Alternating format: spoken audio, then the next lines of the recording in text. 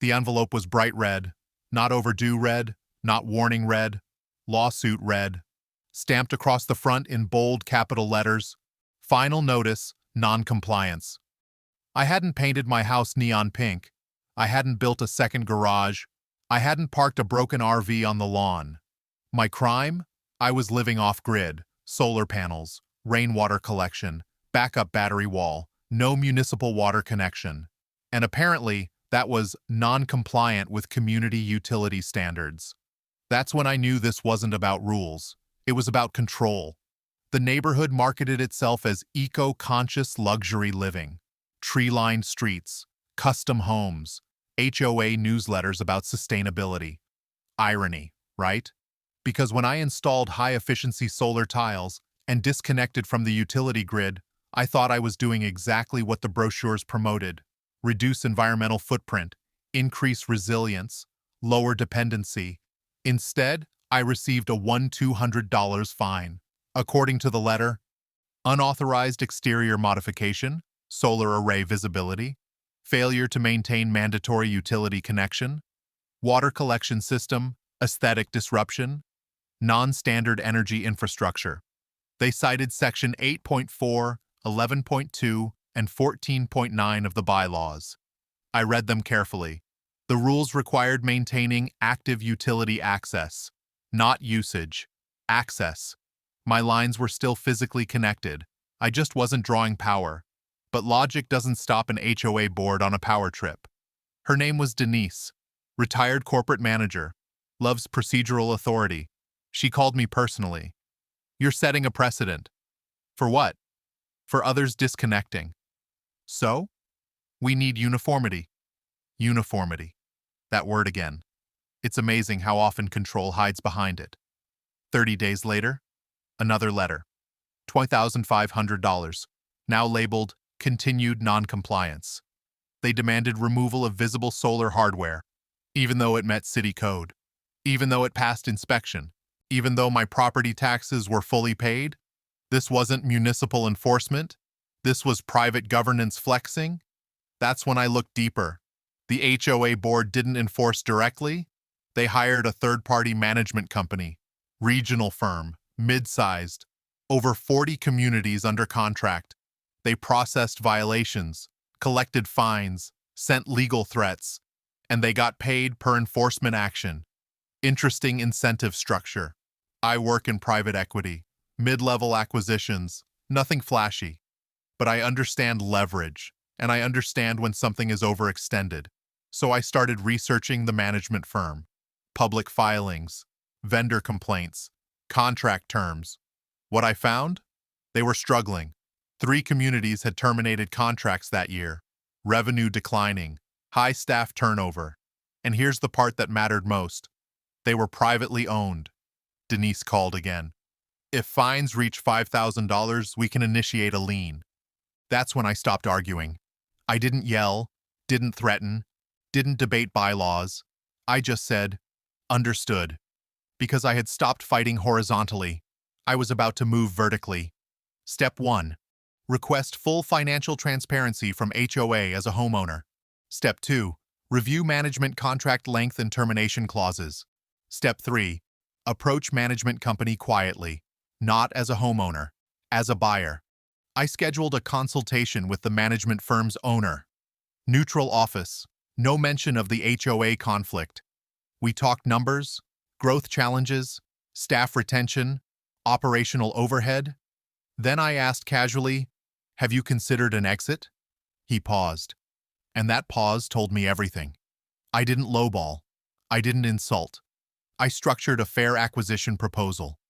Debt assumption, multi-year earnout, operational restructuring, retention bonuses for key staff.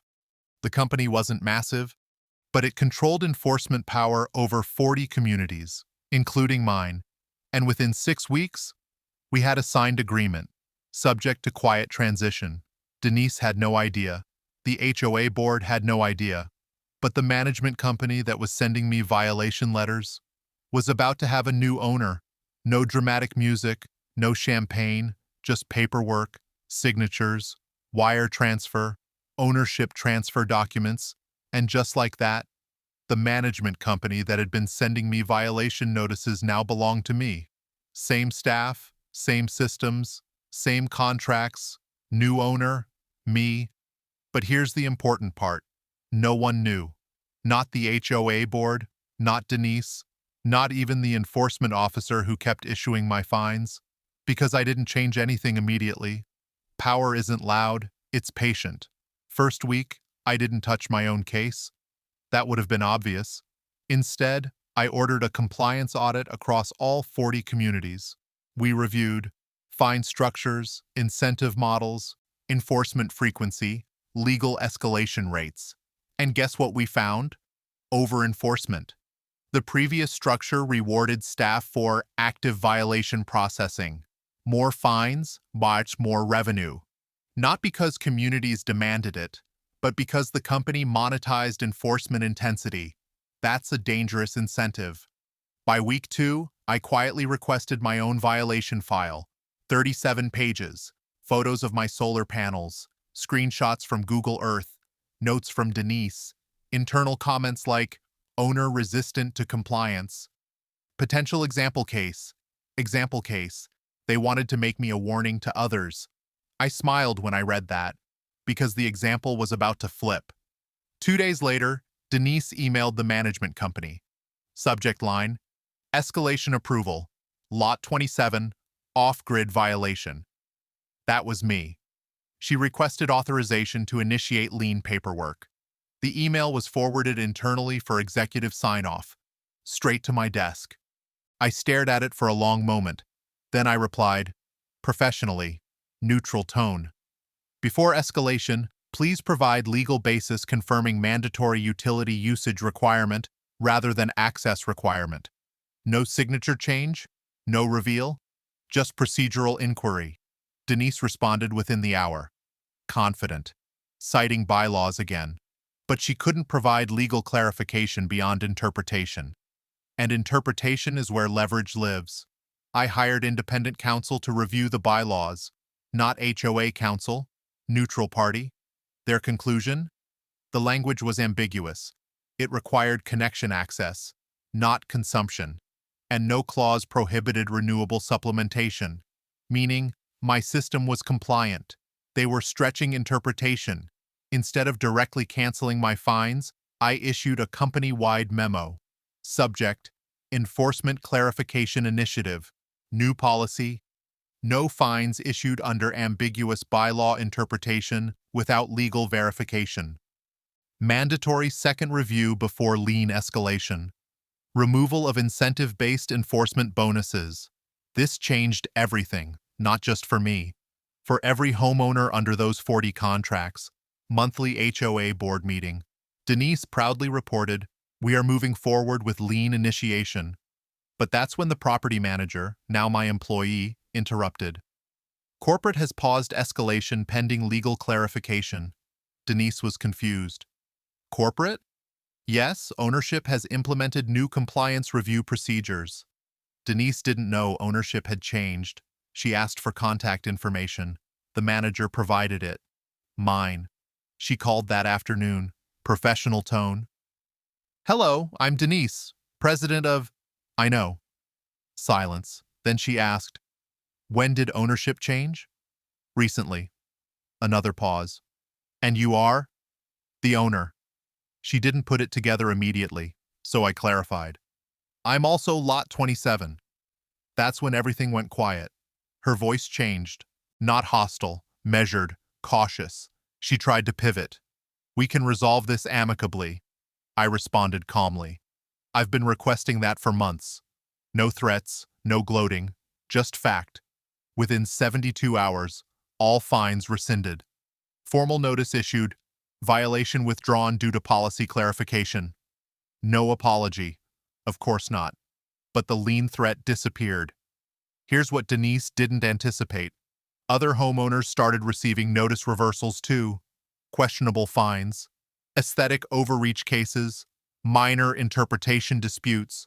Suddenly, enforcement became reasonable, balanced, transparent. And guess who looked over-aggressive in hindsight? The board. Denise wasn't done. She accused the management company of undermining board authority. She threatened contract termination. But here's the catch.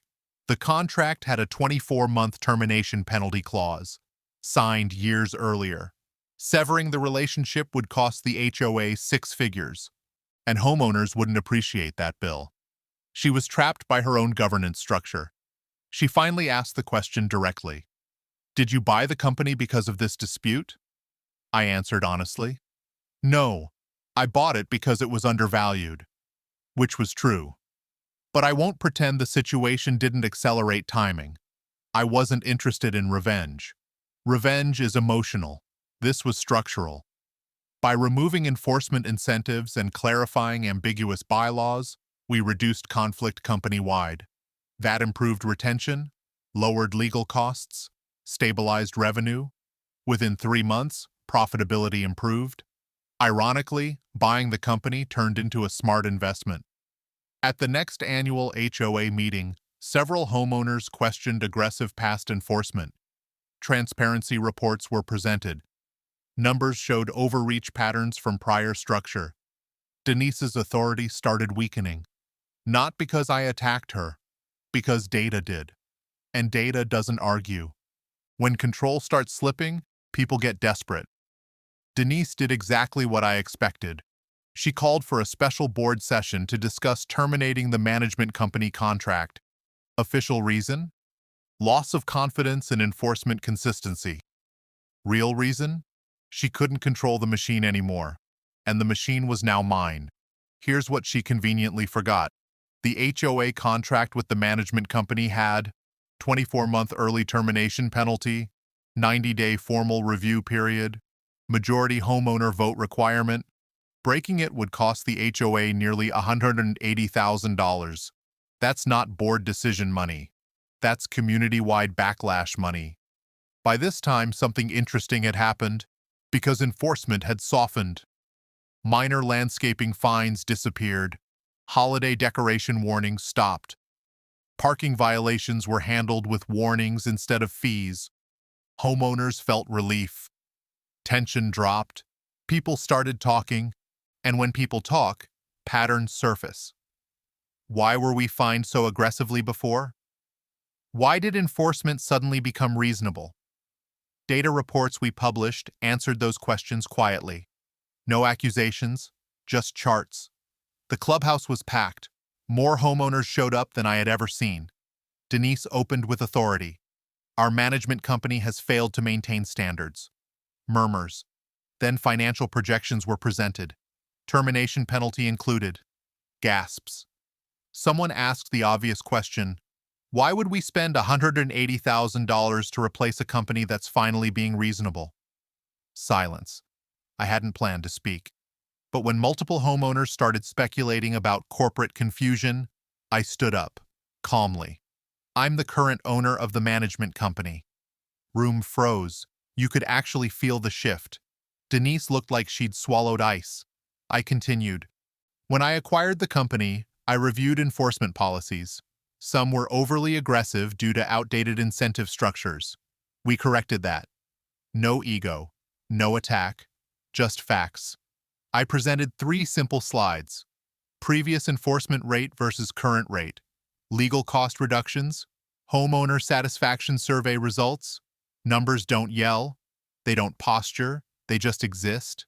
And the numbers showed improvement. Clear improvement. A homeowner in the back asked Denise directly, why were we issuing so many fines before? She tried to frame it as maintaining standards. But standards without proportionality look like control, and control without accountability erodes trust. Termination required majority approval from homeowners present. Ballots distributed. 10-minute voting window. Quiet tension. When votes were counted, termination proposal failed. By a large margin. Not even close. Denise resigned 2 weeks later. Official reason? Personal time commitment constraints. Unofficial reason? Authority without leverage doesn't last. A new board president was elected. Younger, more pragmatic, less interested in symbolic enforcement. First official action? Review outdated bylaws for modernization. including renewable energy clarification.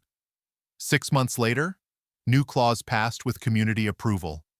Solar systems explicitly permitted, rainwater collection allowed within design guidelines, utility access requirement clarified as connection capability, not mandatory consumption.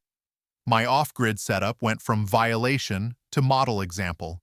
The same system they tried to fine became featured in the HOA newsletter as Community Sustainability Highlight. Irony is undefeated. Here's the part no one saw coming. With reduced legal disputes and stabilized contracts, the management company's value increased. Revenue became predictable. Litigation costs dropped. Client retention improved. Within a year, valuation nearly doubled. I didn't just stop the fines. I turned the conflict into an appreciating asset. I didn't win by yelling. I didn't win by threatening. I won by changing structure. Most HOA conflicts stay horizontal, homeowner versus board. But real leverage lives vertically: policy, incentives, ownership.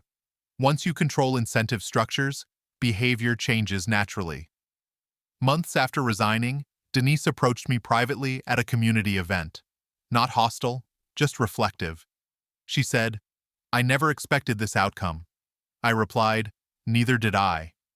Because truthfully, this started as a $1,200 fine. It ended as a corporate acquisition. My house still runs off solar. Battery wall hums quietly in the garage. Rainwater system irrigates landscaping. And the HOA now operates with clear guidelines, fewer conflicts, and modernized rules. Peace returned, not because someone was crushed, but because incentives were corrected. If someone tries to control you unfairly, you have options: argue, comply, or restructure the game. I chose the third. And sometimes, the best way to stop a fine is to own the company sending it.